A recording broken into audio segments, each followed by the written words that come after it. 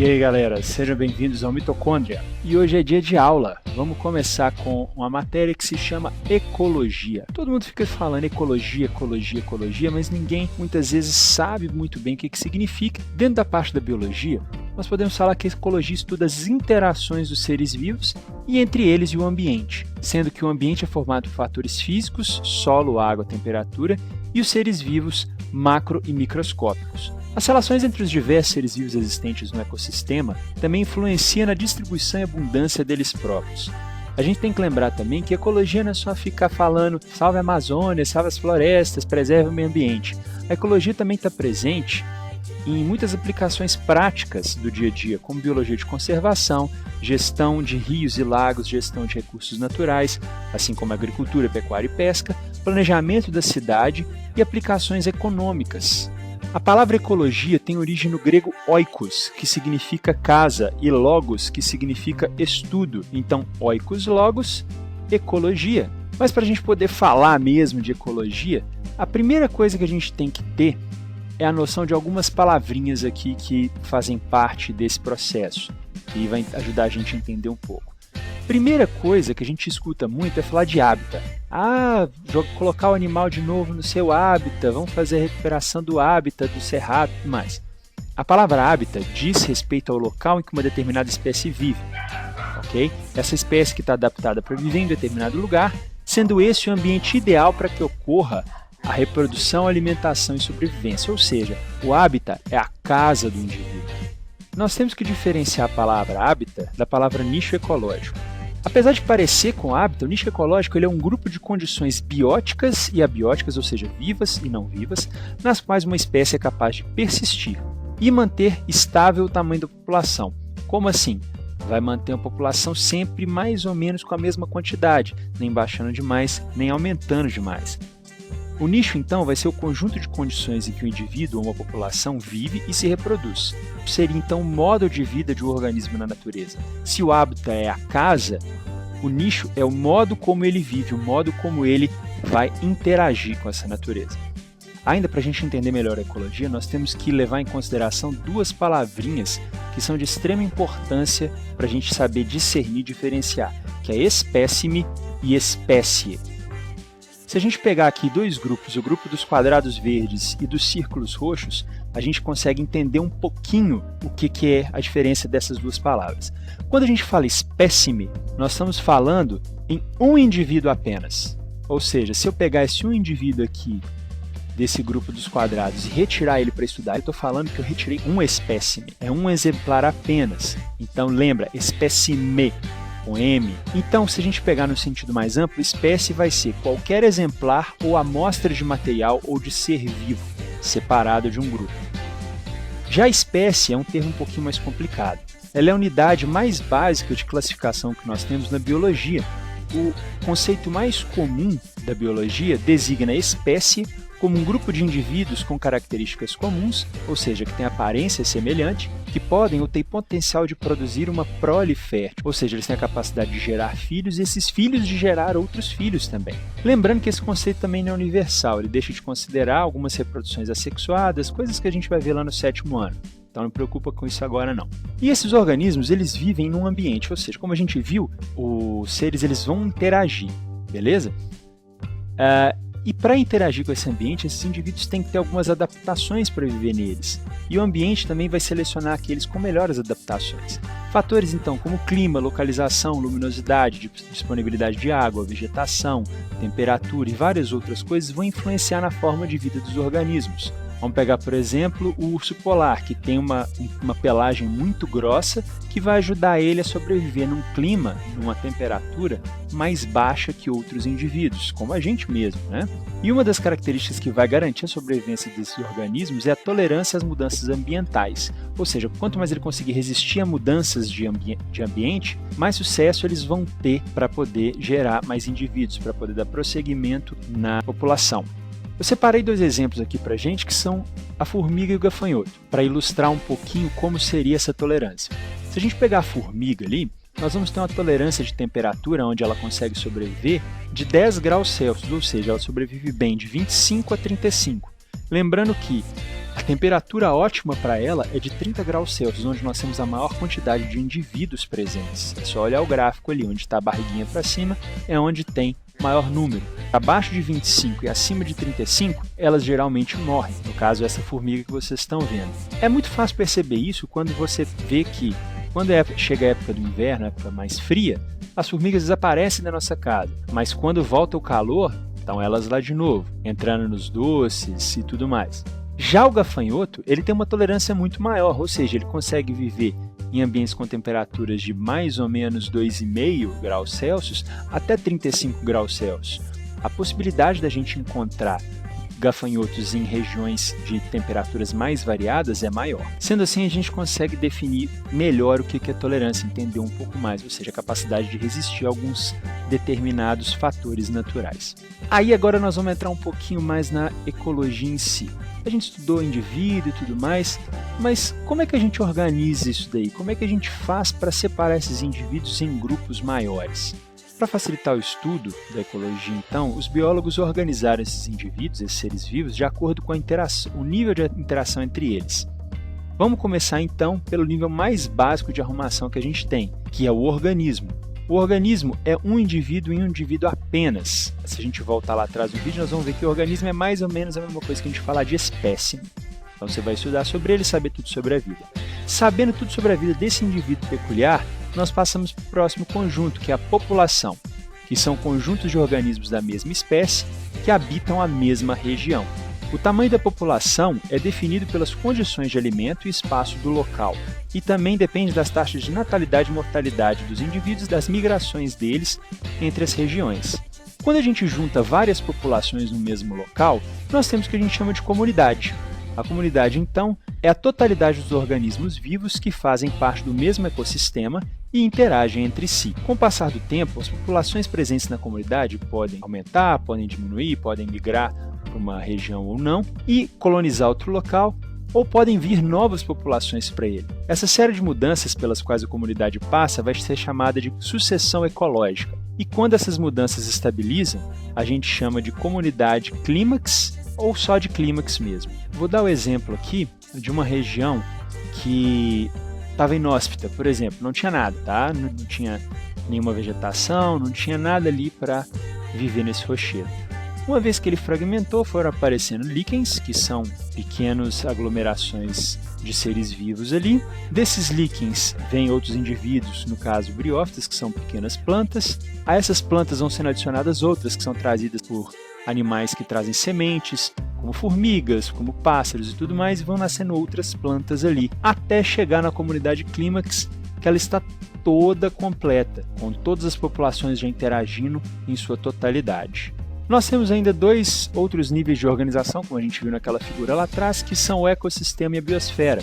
O ecossistema, então, vai ser formado pelo conjunto das comunidades de seres vivos, pelos fatores físicos que o ambiente tem e pelas relações que existem entre esses seres vivos dentro da comunidade e dessa comunidade com o meio abiótico, com os outros fatores que tem em volta. E a biosfera, que vai ser o conjunto de todos os ecossistemas que existem no planeta. Mas toda essa interação, ela tem um ponto de partida, que é a busca por energia. A gente sabe que todo ser vivo precisa de energia, não é? Eu e você, a gente precisa de tomar um café da manhã, de almoçar, para conseguir fazer todas as coisas que a gente precisa. Para isso, então, nós vamos entrar no estudo de matéria e energia nos ecossistemas. Começando, então, pelas relações alimentares. Ou seja, como a gente falou ali atrás, todos os organismos precisam de energia e matéria orgânica para reproduzir. E isso a gente encontra nos alimentos. Aqueles que produzem são chamados de autótrofos ou produtores. São aqueles que vão produzir a matéria orgânica que a gente chama de glicose. Aqueles que não produzem, consomem. E esses são chamados de seres heterótrofos ou consumidores. Os indivíduos produtores, eles vão produzir a energia através de um processo que a gente chama de fotossíntese. E aqueles que vão consumir essa energia, que são os heterótrofos, vão fazer um processo que a gente chama de respiração celular. Ocorre mais ou menos assim. Assusta com essa fórmula que vocês viram aí, não? Vocês vão conseguir entender. CO2 é o gás carbônico, H2O é a água, do outro lado das duas setinhas ali nós temos C6H12O6, que é a glicose. Isso, glicose, açúcar. Aquele açúcar que tem na sua cozinha aí, que tem dentro do pão, que tem na batata e tudo mais. É a forma mais básica dele. E ali no final o O2, que é o oxigênio. Como vai funcionar essas transformações ali de fotossíntese e respiração celular? Quando a gente tem uma planta pegando o gás carbônico e a água e transformando em glicose e oxigênio, nós chamamos de fotossíntese. Então é o processo na qual vai ser gerada energia. Quando ocorre o contrário, o indivíduo lá, consumidor, vai pegar essa glicose, misturar com o oxigênio que ele respira e transformar em gás carbônico e água e energia, é óbvio, né? Nós estamos fazendo, esse indivíduo está fazendo a respiração celular, que é o contrário. Então, se a gente parar para perceber, é a mesma fórmula, só que dependendo da direção que a gente vai, nós vamos ter uma reação acontecendo, nós vamos ter um desses processos acontecendo. E essa passagem de energia toda, ela vai gerar o que a gente chama de cadeia alimentar. Olha só que bonitinho! A cadeia alimentar funciona no seguinte esquema. Da mesma forma que os biólogos fizeram na ecologia, eles fizeram aqui também para a gente estudar essa cadeia alimentar. Separou os indivíduos no que a gente chama de níveis tróficos, como vocês estão vendo no título. Esses níveis tróficos são as categorias em quais se encaixam cada indivíduo para poder fazer essa cadeia. Aqueles que produzem, que são os produtores, estão ali no começo, e a gente vai chamar de produtor mesmo. O consumidor, o primeiro consumidor que vai ter, nós vamos chamar de consumidor primário, é aquele primeiro que vai vir na cadeia. Nós temos o consumidor secundário, que no caso é esse lambari, que é o segundo na linha de consumo. O terceiro na linha de consumo é o consumidor terciário, e por aí vai, quaternário e assim por diante. Agora eu pergunto para vocês, essa representação está correta? Pensa aí um pouquinho. O que está faltando nela? Isso aí, quem falou decompositores acertou. O que está faltando nisso daí é o término do ciclo da cadeia alimentar. São os decompositores, que vão pegar todos os restos de indivíduos dessa cadeia, as fezes do caramujo, do lambari, pedaço de folha de planta do fundo que caiu, o peixe maior que morreu, não foi totalmente comido pela ave e tudo mais, e vão decompor para fazer outros elementos da natureza voltarem para o ciclo. Só que a representação da cadeia é uma representação muito simples, muito fácil da gente ver, mas não é o que realmente ocorre. Pessoa, mas você acabou de falar comigo que a cadeia alimentar é o que ocorre na natureza. Por que você está falando que não é o que ocorre? Calma, jovem. O que acontece é o seguinte, a cadeia alimentar é uma representação direta, só para a gente entender a ordem que se alimenta. Mas o caramujo come só um tipo de planta? O lambari come só um tipo de caramujo? A ave vai comer só um tipo de peixe? Não, as interações são um pouco mais complexas que isso. Então, essa interação mais complexa, a gente dá o nome de teia alimentar. Por quê? Parece mesmo uma teia, olha só que bacana. Começando aqui, ó, pelos produtores, que a gente chama de fitoplâncton, no caso está sendo representado uma teia alimentar aquática. Esse fitoplâncton serve de alimento para esses indivíduozinhos aqui do zooplâncton, que vão servir de alimento para o camarão-mouro, que vai servir de alimento para o robalo. Mas lembrando que o fitoplâncton também pode servir de alimento para a tainha e para a lambujinha. Então, é bem mais complexo do que uma cadeia só. Se a gente parar para pensar, então, a teia alimentar nada mais é que um tanto de cadeia alimentar, todas juntas e saindo de um ponto comum, que é o produtor. Lembrando sempre, né, como as setas vermelhas estão mostrando aí para gente, que tudo vai para os decompositores. E essa energia que a gente tem, que é produzida lá, ela não é passada integralmente. Senão isso é muito fácil, né? A planta lá produz uma energia, não consome nada e vai seguindo direto. Então ocorre uma certa divergência, uma certa diferença ali. Ao longo da cadeia alimentar, a energia que é produzida não é passada integralmente e vai se diminuindo ao longo do tempo. Se vocês olharem aí, tem uma pirâmide bem facinho de vocês entenderem, né? Que é a pirâmide energética. Quanto mais estreito, menos energia está disponível para o próximo nível. Ou seja, se a gente pega essa pirâmide aqui e olha os produtores, eles produzem esse tantão de quilocalorias por metro quadrado ao ano. Já se você pegar o próximo nível, que são os consumidores primários, que são herbívoros, tá, galera? Eles vão produzir apenas 600 quilocalorias por metro quadrado por ano para o próximo nível. E no caso aqui está representado pelos sapos, que são os consumidores secundários, e assim por diante. Sabendo de tudo aquilo que a gente viu, nós podemos falar então da interferência do ser humano na cadeia alimentar e as alterações que ele pode fazer. Se o ser humano, por exemplo, faz algum processo e acaba com todas as plantas no fundo, o que vai acontecer, galera? O caramujo vai ter alguma coisa a comer? Não, né? Então acaba ele morrendo também. E o caramujo morre, o lambari também não tem o que comer e acaba morrendo também.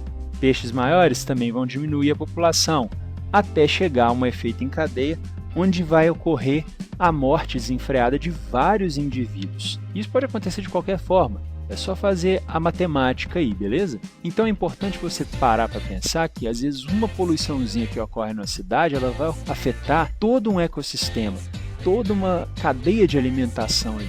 Então, lembra sempre, consciência no que a gente está fazendo, hein, pô? Mas, professor, você não falou que ecologia é estudo das interações? Que hora nós vamos falar de interação, então? É agora. Falando de ecologia, então, a gente tem que falar obrigatoriamente da relação ecológica entre organismos. Como é que eles fazem essa brincadeira entre eles? Como é que eles vão viver juntos ali nesse meio do caminho? Essas relações ecológicas podem se dar de duas formas.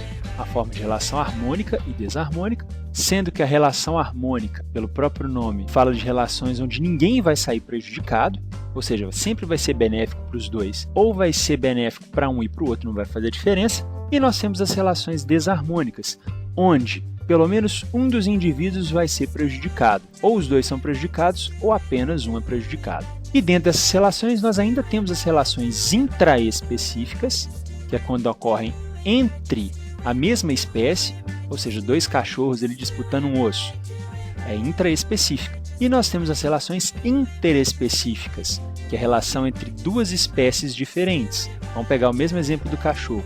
Se chegar um ser humano ali e pegar o osso dos dois cachorros, teve uma interação entre eles. Vamos começar então a falar pelas relações harmônicas. O primeiro exemplo de relação harmônica é sociedade. Uma relação que vai ser entre indivíduos da mesma espécie, e esses indivíduos vão cooperar entre eles mesmos através de divisão de trabalho. Se a gente for olhar aí, nós temos como exemplo abelhas e cupins. As abelhas com a divisão lá que tem os operários, a rainha, o zangão, e as formigas, que você tem a formiga rainha também, a soldado e a operário. Então, tem essa divisãozinha entre elas e elas trabalham todas por um bem comum. Nós temos a colônia, que também é uma relação harmônica entre indivíduos da mesma espécie, que vão cooperar por estarem bem juntos, bem próximos uns dos outros. Só que eles só estão aglomerados fisicamente, tá, galera? Eles não são uma massa comum, eles não são um indivíduo só. Como exemplo, nós temos algumas algas que vocês estão vendo aí, nós temos a caravela portuguesa. Saindo agora das relações intraespecíficas de indivíduos da mesma espécie, nós vamos para as relações harmônicas interespecíficas, que são entre espécies diferentes. A primeira delas é o mutualismo, ou cooperação, que ocorre quando a relação vai ser benéfica para os dois indivíduos e pode ser obrigatória ou não. No caso do líquen, nós vamos ter uma relação obrigatória, que muitos chamam de simbiose, e nós temos outras que não são obrigatórias, que é o caso do pássaro palito e o crocodilo, e a ave búfaga de bico amarelo e o hipopótamo, na qual ambos se ajudam. No caso do crocodilo, o crocodilo vai ter o dente limpo pelo pássaro e o pássaro consegue o alimento. Ah, professor, ele não come o pássaro? Não come o pássaro. Eles já desenvolveram isso ao longo de centenas até milhares de anos. Nós temos o comensalismo, que ocorre quando a relação é benéfica para uma espécie e para outra não faz diferença nenhuma. Caso aí, tubarão e rêmora, onde a rêmora vai ter um baita de um guarda-costas, né? Imagina você com um tubarão com um guarda-costas, que bacana. E ao mesmo tempo ela consegue restos de comida que o tubarão, por não saber usar garfo e faca, vai deixando ali, fazendo bagunça na hora de comer. Então ela se aproveita disso daí. Para o tubarão, a rêmora dá alguma diferença? Tem algum benefício para ele? Nenhum. A rêmora não dá nada em troca, mas o tubarão também não se incomoda com isso. Outro tipo de relação interespecífica é o inquilinismo. Sim, inquilinismo parecendo com inquilino mesmo, de casa. Justamente porque um indivíduo mora no outro. É o caso da anêmona e do paguro. O paguro, por si só, não precisa de proteção nenhuma. Ele já tem a concha dele e já tem as pinças dele para se proteger. Então, a anêmona ali é a única beneficiada, que ela vai conseguir mobilidade, ou seja, ela consegue andar de um lado para o outro, coisa que normalmente ela não conseguiria, e consegue alimento de forma mais fácil. E mais uma vez, para o paguro, não tem diferença nenhuma. Passemos então agora para as relações desarmônicas. E essas relações desarmônicas também podem ser interespecíficas ou intraespecíficas. Vamos começar dessa vez com as interespecíficas, entre espécies diferentes. Predação é a mais comum da gente ver. Quando a gente fala em reino animal, sempre vem aquela imagem da TV a cabo lá com aquele site de natureza e um leão correndo atrás de uma zebra, né? Relação desarmônica por quê? Para o leão é bom? Excelente, conseguiu comida e tal. E para a zebra? Morreu, então não é bacana, vai ser prejudicial para alguém. Nós temos o parasitismo, que é também uma relação positiva para o parasita e negativa para o hospedeiro. O parasitismo, ele é conhecido também como doença, né? Nós temos vários parasitas que vão causar doença na gente, lombriga, xistose. Por que eu falo que pode ou não chegar à morte? Porque o parasita pode conviver tranquilamente dentro do hospedeiro sem causar maiores problemas para ele, ou a doença que ele causa pode atrapalhar demais e fazer esse indivíduo morrer. Nós temos a competição, que aí pode ser entre indivíduos da mesma espécie, como eu falei lá no início dos dois cachorros disputando o osso, ou entre indivíduos de espécies diferentes, como eu coloquei aqui de exemplo a chita e a hiena. Nesse caso é um caso peculiar, a competição ela pode ser positivo para um e negativo para o outro. No caso ali a chita e a hiena brigaram pelo pedaço de carne lá e a hiena ganhou. A chita saiu prejudicada, então bom para um, ruim para outro. Como pode ser ruim para os dois? Os dois brigam, se engalfinham e acabam chegando a ter ferimentos tão sérios que os dois morrem. Lembrando que a competição ela não precisa ser só por alimento, ela pode ser por território, pode ser por fêmea para acasalamento e por várias outras coisas. Nós temos ainda dentro das mesmas espécies o canibalismo, que é uma relação desarmônica na qual um indivíduo vai se alimentar de outro da mesma espécie. E por último nós temos o amensalismo, que é uma relação que vai ocorrer de uma forma bem curiosa. Um indivíduo vai fazer alguma coisa para impedir que outros indivíduos se desenvolvam perto dele. Nós temos aí, no caso, o exemplo dos fungos, né, que vão liberar alguns antibióticos, que é no caso esse que está sendo mostrado, a penicilina, que vão matar bactérias que estejam perto, para essas bactérias não competirem com ele pelo alimento. E assim a gente termina a nossa aula de hoje com um resumaço de ecologia, só uma noção básica aí para vocês. Se gostou, dá um like, inscreve aí no canal, um abraço e até mais.